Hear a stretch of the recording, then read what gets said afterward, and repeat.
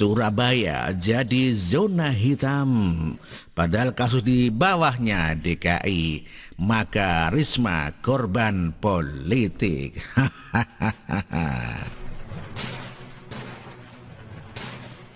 Dari penetapan status zona hitam COVID-19 di Jawa Timur, yakni kota Surabaya, saya melihat ada upaya-upaya yang membuat wali kota Surabaya dari PDIP merupakan kader banteng mantap itu untuk jatuh.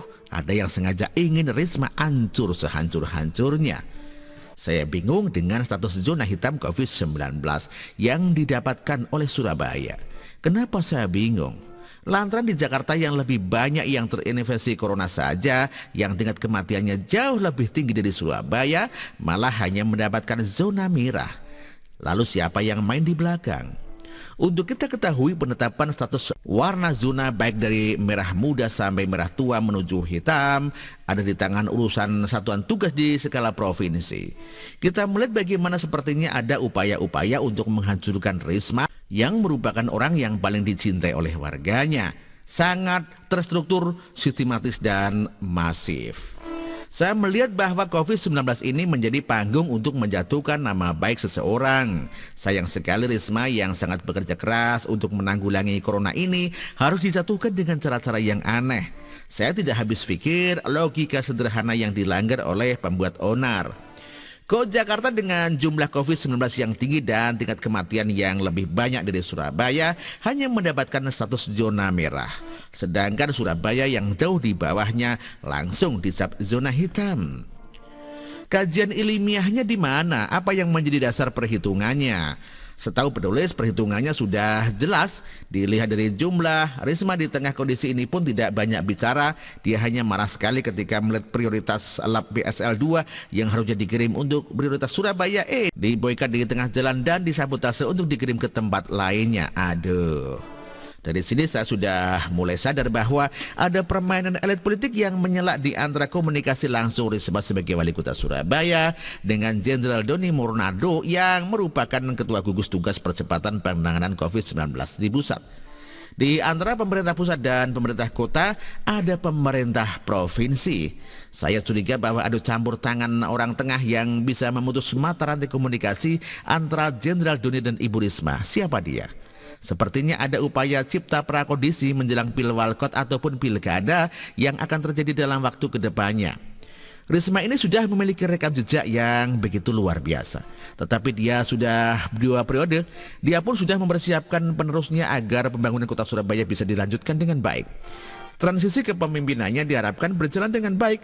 Tetapi sepertinya ada yang gak suka sama kader banteng yang sudah dipersiapkan dan diproyeksikan oleh Risma untuk Surabaya. Maka sebelum pilkada, elit politik yang masuk ke kader banteng pun harus dihabisi terlebih dahulu.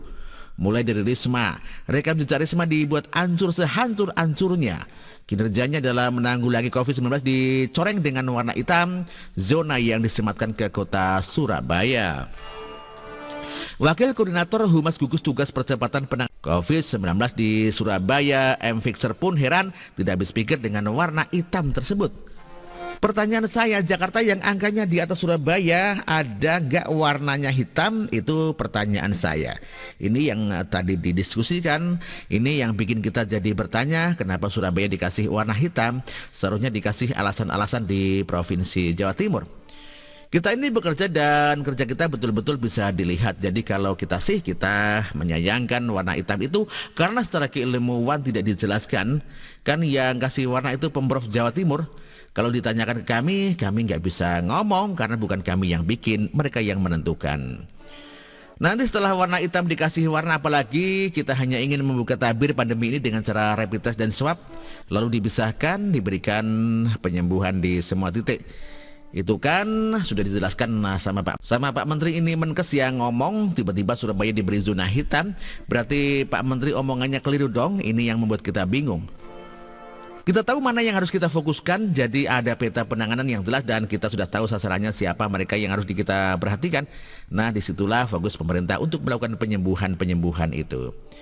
Karena kita ingin buka semua di bawah, semua itu kita ingin selesai. Karena kita bisa tahu orang itu terjangkit setelah dilakukan rapid test sebagai deteksi dini dan swab sebagai penentu. Demikian kata M. Fixer dikutip dari Kompas. Nah, kira-kira penjelasan dari M6er itu sudah memperlihatkan siapa yang bermasalah dan siapa yang asal kasih warna hitam. Apakah betul Pemprov Jawa Timur punya ketidaksukaan kepada Pemkot Surabaya? Silahkan tarik benang merahnya sendiri. Apakah dalam hal ini ada upaya mengahokkan Risma? Silahkan dipikirkan ya. Demikian artikel ini dikutip dari siwo.com dan ditulis oleh Manuel Mawengkang. Terima kasih.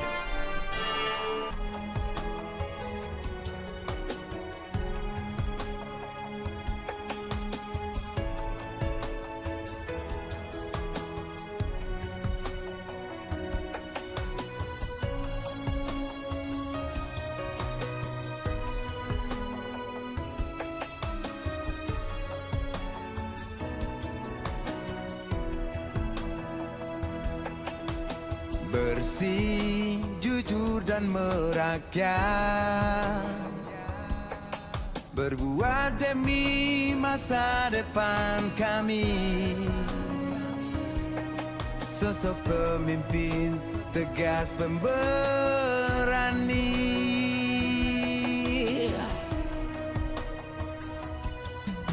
kamu tidak tergantikan, terbukti baktimu untuk negara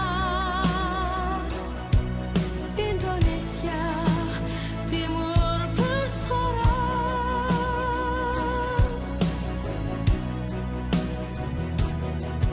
Siang dan malam kau bekerja demi anak bangsa. Jangan menyerah, rakyat mendukungmu. Bekerja nyata dan membangun tanpa kenal lelah. Tetap Jokowi 2 periode.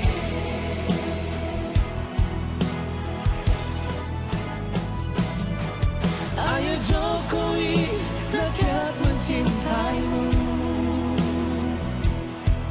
Pilih Jokowi, Indonesia kejar. Ayo Jokowi, rakyat selalu berdoa. Pilih Jokowi, Indonesia jaya.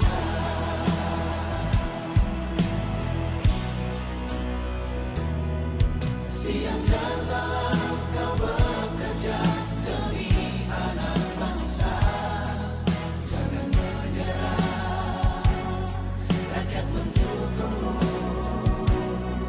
Bekerja nyata dan membangun tanpa kenal lelah.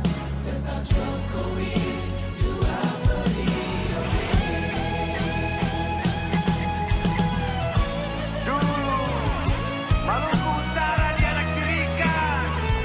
Dengan adanya Jokowi bekerja untuk membangun dan terus membangun. Sekarang kami Maluku Utara sudah menjadi anak sungguhan yang selalu diperhatikan. Jokowi, rakyat membutuhkanmu. Ayo Jokowi, rakyat mencintaimu. Pilih Jokowi, Indonesia kerja. Ayo Jokowi, rakyat selalu